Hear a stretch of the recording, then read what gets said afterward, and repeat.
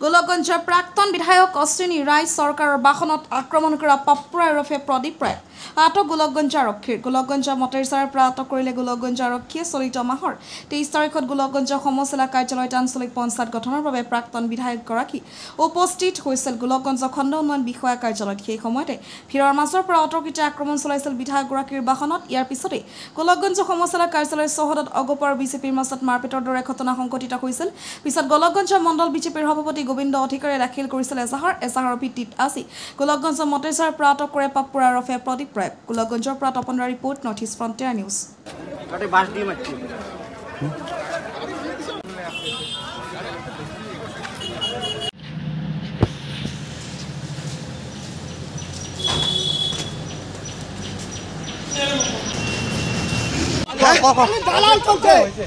দালাল কি